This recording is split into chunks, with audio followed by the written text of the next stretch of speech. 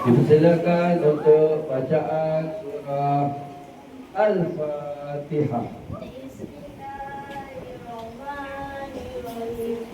Alhamdulillahi rabbil alamin.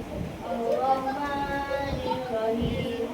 Maliki yaumiddin. Iyyaka na'budu wa iyyaka nasta'in.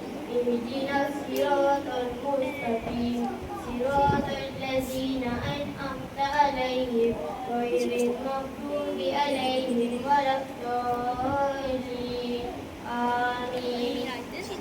Surah seterusnya adalah surah Al-Ikhlas. Bismillahirrahmanirrahim.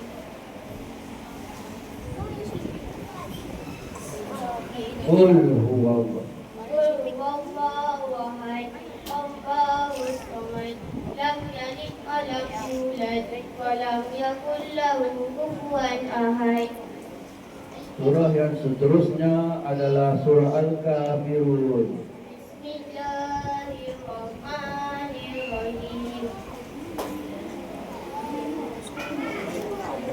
Qul ya Qul ya ayyuhal kafirun.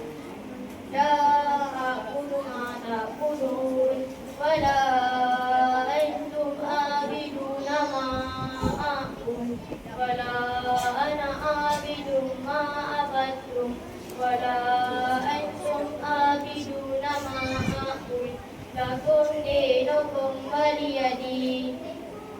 Seterusnya surah Al-Quraisy.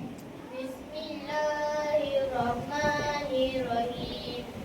Ilafi Quraisy ilafihim rihlatal syita'i was-sayf falyabudu rabb hadzal bait alladzi at'amahum min ju' wa amanahum min khawf.